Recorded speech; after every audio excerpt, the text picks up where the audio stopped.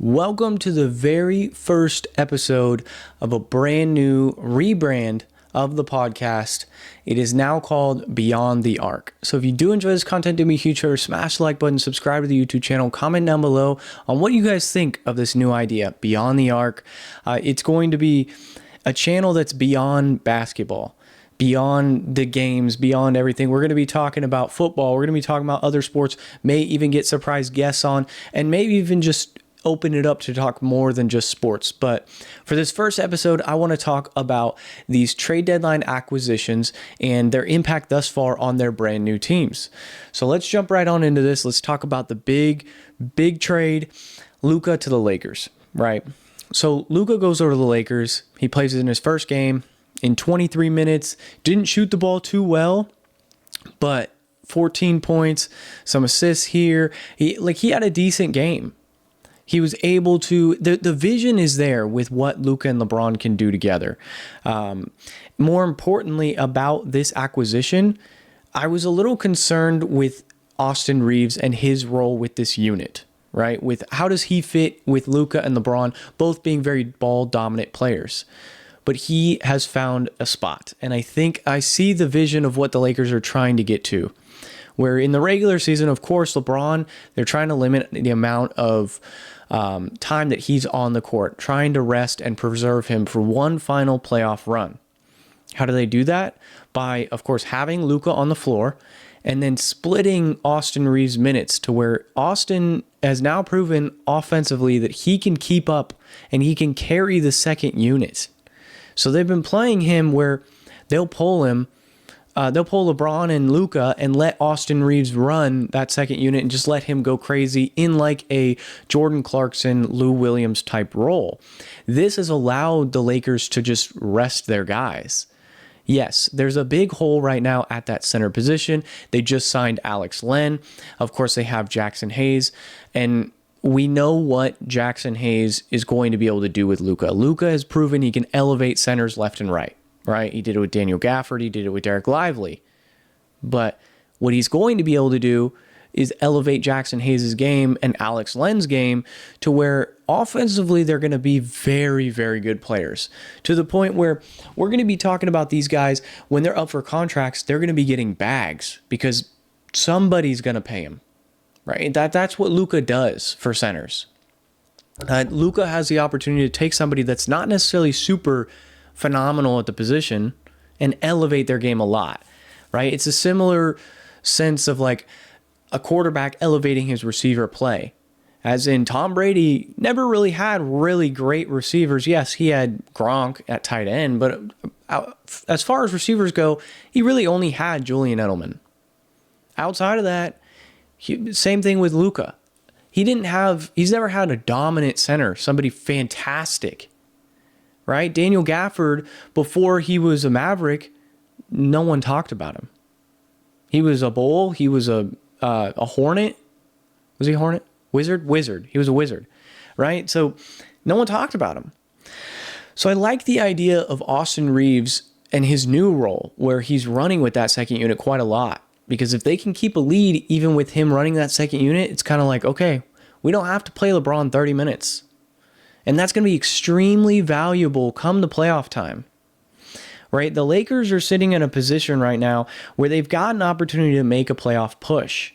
Even if it's not a successful season this year, for the last few years of LeBron's career, we're going to see them be in the playoffs, right? Right now, the Lakers are sitting at the 4 seed, meaning that they're going to play Denver in the first round. There's going to be an issue, of course, of guarding Jokic. Right? But in any series, no matter what center is guarding Jokic, there's going to be a problem there. So let's focus on everyone else and the offense of having, let's put the Nuggets on the back burner here in the sense of make them guard us. They're going to still need to guard us because we got two of the most highly intelligent basketball players on the planet. And they're playing together on the same team. Throw that in with guys who are really solid players. Austin Reeves, Rui Hachimura.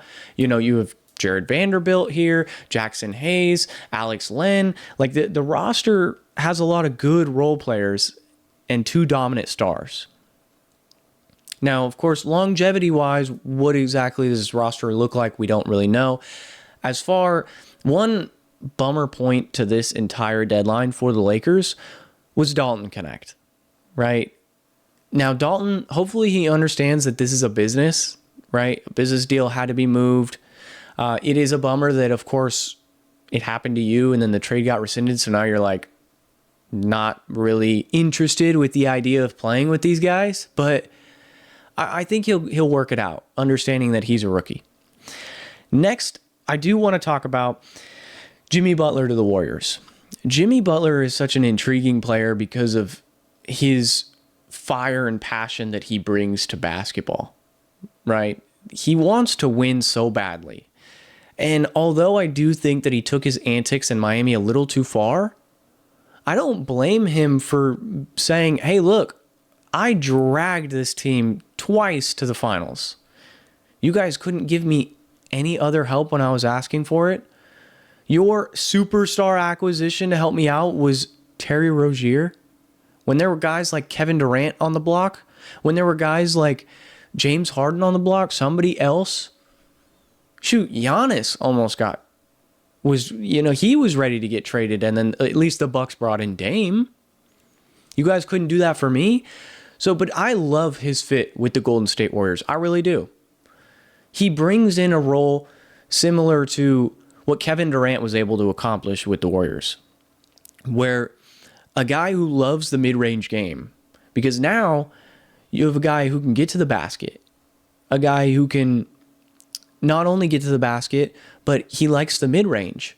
So that opens up the floor quite a lot, because you can't just play 5-out defense against the Warriors, because you've got Jimmy Butler, and his offensive capabilities are really going to open up the floor for guys like Steph Curry, for pods, for three-point shooters. The other point with the Jimmy Butler acquisition that needs to be talked about is Jonathan Kuminga is still on this roster. Right now, he's just unhealthy. Once he's back, there's a big opportunity here. He can fill that Andrew Wiggins role. Right? It makes a lot of sense that the pairing of Curry and Butler together is scary. Especially right now, right? They're sitting at the 10th seed. Let's say they do make it out and they're the 8th seed. And they go up against an Oklahoma City. You have three guys on this roster, who have been to multiple championships. You have a couple guys who have won a handful of championships. And you're going up against the OKC team, which does have a very dominant roster. But we've seen very young, dominant rosters lose early in the playoffs before. This being the Boston Celtics, for example. This being the Heat when they first got together. They were relatively young. The idea that they can't upset a 1 or a 2, like Memphis is the 2 seed right now. And honestly, I wouldn't be too scared if I was anyone going up against Memphis. Yes, I think Ja is a phenomenal player. I think Jaren Jackson Jr. is a phenomenal player. They got a lot of stuff going on there. But you have Steph Curry and Jimmy Butler. You have Draymond Green, one of the best defensive players of all time. Right? We're talking about these guys that have so much playoff experience when the game does slow down, when the floor does shrink. Is Shea going to still be able to do his thing? And if he's not, right, they let them play a little more aggressively so Shea's not going to get to the free throw line as much. The court shrinks. So you're not going to be able to pick apart and do whatever you want because OKC hasn't proven anything yet. That's the one question mark with them. And until they prove it, I think that Golden State has a great opportunity here if they are the 1 seed. And if they are the 7th, if they are the 8th seed, and if they are the 7th seed and they play against Memphis, I kind of like Golden State in that matchup quite a lot. So those two, right? What the Warriors have been able to do, everyone had question marks about Jimmy's mentality competing with Draymond's mentality.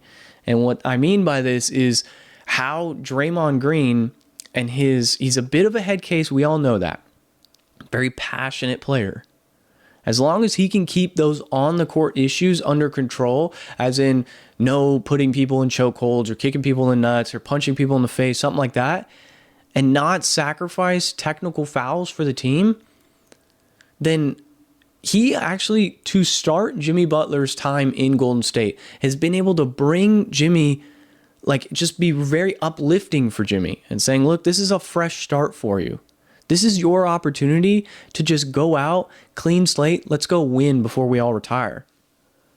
I like what I'm seeing out of this Warriors team, and Jonathan Kuminga is not even healthy. I think he's a very expendable player on this roster in the offseason if they don't make a splash. I think that they will be, like, if they don't make a splash in the playoffs, they're going to be looking to make a splash in the offseason, and it probably is going to be around Kuminga. And maybe they go finally decide to trade for Lauri Markkanen from Utah, something like that. Let's talk about the flip side of that trade, right? Jimmy Butler went to the Warriors, Andrew Wiggins to the Heat. I like Wiggins with the Heat a lot. I really do. I think that genuinely so far, there haven't been too many misses with the deadline, with the bigger names. Andrew Wiggins, I think he will fit in just fine as long as he can keep that. His whole thing has been his motor.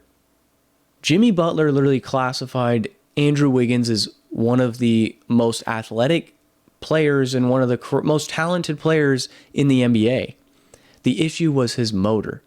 And let's remember, they played together in Minnesota. But yes, his motor is going to be the question mark. I think he'll be able to do fine with both Bam and Tyler Hero kind of kicking him in the butt to really keep that motor going and to really get better each and every year. I do, of course, think that the Heat are a superstar away.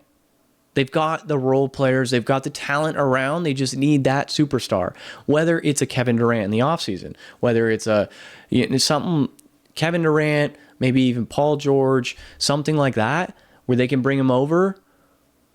Now, you're going to have to give up quite a lot to go get somebody like that. So you're probably going to need to tear apart hopefully you could do a deal surrounding a Jaime Jaquez, etc., that doesn't include one of those three guys I just mentioned in Bam, Tyler Hero, Andrew Wiggins. It's going to be very tough because Kevin Durant makes a lot of money.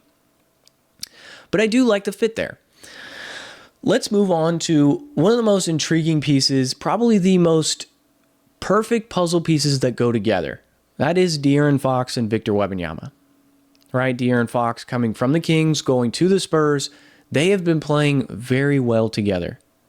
So far, De'Aaron Fox has had one dud game. He had 9 points. Rough game. But he had a 30-point game last night. Right? He had 25 and 23. He's been playing great. And I think that only time is going to grow them because De'Aaron Fox is young. Victor Wembanyama, of course, is young. Stephon Castle's young. Devin Vassell is young. Keldon Johnson's not old. Chris Paul, of course, is old and about to retire.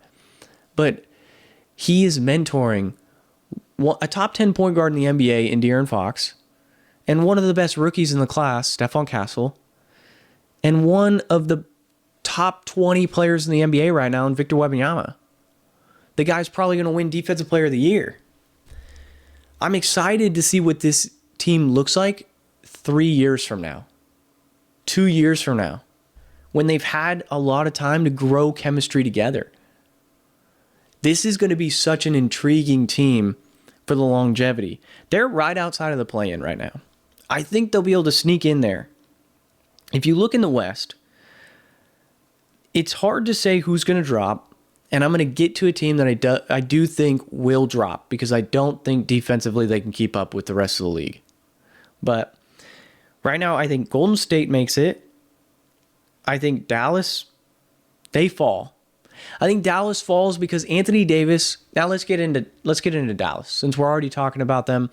I think they fall because Anthony Davis had a phenomenal first game back, except for the fact that he got injured right off the bat. He almost dropped a triple-double. He looked like Pelicans Anthony Davis. So if you're a Mavericks fan, there was a bright spot there. And then boom, he got injured. He's going to be out a month. Like, that is such a kick in the shin right there if you're a Mavericks fan. the little glimmer of the hope in the beginning of the game where he's having a great game, and then boom, he flops. He gets injured. That's a bummer. So I think that they end up falling out of the play-in. I don't think they can keep this up, especially right now they don't have a center on the roster that's healthy. Davis, out. Gafford, out. Lively, out. PJ Washington, out. Like, all their center play is injured. PJ should be back relatively soon, but they're going to be playing small ball 5 with him. Like, that's going to be tough. They've got a tough stretch coming soon anyways. So I think that they'll fall out. So I think a team like the Spurs could sneak in there, grab that last spot, and then play for a play-in.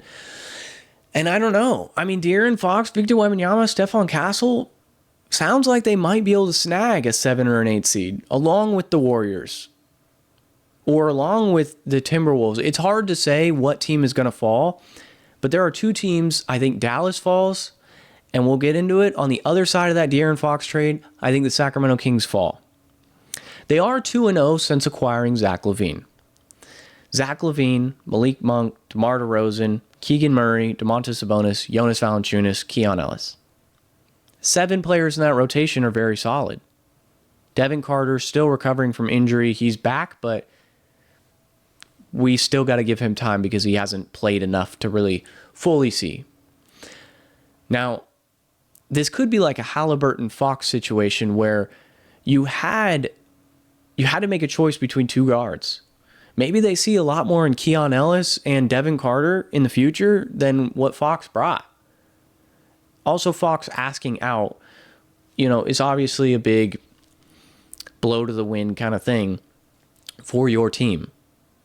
But if I'm Fox, that was your only option here, was to ask out, because you could not continue to go into having these mediocre season after mediocre season where you make the play-in or you make a 7 seed or something like that, and then you run into the Warriors in the first round that just outplayed you, just had a better series, right? Like, your one issue has been defense, and yet even after the trade deadline, their issue still remains. Defense is a problem here. It's just LaVine he's looked pretty solid for the Kings, right? And I like what they're running with Valanciunas at the 5 and Sabonis at the 4, a little old school 2008 kind of lineup right there, where you have 2 centers pretty much playing. One stretches the floor slightly, not great, but he can, Jonas Valanciunas. But defensively, this team's awful. I mean, you played Orlando, and you allowed Orlando, who's the 29th ranked offense. They barely score 100 points a game. They dropped 130 on you. That should be like a slap in the face, just saying, oh, we need to do something. This is a problem. Now, of course, some teams can just have really good games. They can. Don't get me wrong. I think that it could have just been a really good game, but overall, I am concerned with the general management in Sacramento, because De'Aaron Fox could be a domino effect that just keeps it along. If you're Domantas Sabonis, why on earth do I want to keep playing here? I'm not in a big market, so my name is not getting recognized for All-Star votes. So I'm missing out on All-Star.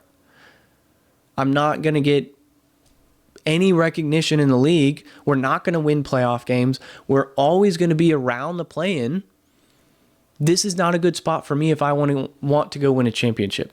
Why don't I go join the Lakers that desperately need a center in the offseason? Why don't I request a trade and go the Warriors? Go play with Curry. Go play with Jimmy. Go play with Draymond. Why don't I go do that? One of these teams that's at least willing to make moves. Even if, like, he goes to a Brooklyn and on an Eastern side that, let's be honest, right? It's easier to make the playoffs if you're an Eastern team right now at this point in time. So why wouldn't he go to Brooklyn or New York or somewhere that is a bigger market that he can go win games now and be in the playoffs and have his name out there so people know who he is. His play style isn't necessarily the most exciting, so I understand why he's not necessarily left out of the All-Star game, but as far as All-Stars go, you kind of want somebody like a De'Aaron Fox over a Domantas Sabonis. You want a Steph Curry over a Domantas Sabonis just because he's more exciting. Sabonis is a very fundamental basketball player, right? Similar to a Tim Duncan-esque. He's not going to put up flashy dunks, and he's not going to poster a lot of people. He's a bruiser. He's going to back down people. He's going to throw up your hook shots. Like that's what Sabonis' game is. He's going to rebound the ball really well. I think that the Kings have some really good players, but I also think that they're just running back with wrong talent, if that makes sense. Like a Chicago Bulls era. When they did the Levine DeRozan simulation, it didn't work. It crumbled. Now you're doing the same exact thing. And what was the big problem in Chicago? They had some defenders until Lonzo Ball got hurt. When you rely so heavily on one or two defenders, i.e. Keon Ellis, Keegan Murray, i.e. Alex Caruso, Lonzo Ball, and then one of them gets hurt, or two of them get hurt, the project fails. The simulation fails. That is the entire problem here. So overall, I do think most of the moves this trade deadline were pretty solid. I think the return that the Kings got for De'Aaron Fox, per the circumstances, wasn't terrible. But overall, I think they could have done a little more. So, all right, guys, this has been another episode of Beyond the Arc. This is actually the very first episode of the full rebrand. But with the channel, we've, of course, put out many episodes before. With the Beyond the Arc episode, I'm looking to just full commit to this channel and put out content for you guys each and every day and try and bring a lot of NBA news, a lot of football news, a lot of beyond basketball, beyond the arc kind of talk to y'all. I would love the idea of interviewing guests. I would love the idea of having, similar to Numbers on the Board podcast, where they talk basketball for a little bit and then they go into their unplugged segment. And that segment, they talk about whatever. I would love the same opportunity to do that. So I'm going to try and make that happen for y'all. I'm investing into my setup here, right? I've got the chair already. We've worked on the backdrop here, the painting from my girl, like the camera's now set up. Like we're rolling here. So be sure to subscribe. Be sure to turn on that bell for the notifications. Be sure to drop a comment, like, subscribe, everything, so you could be a part of the Beyond the Arc community.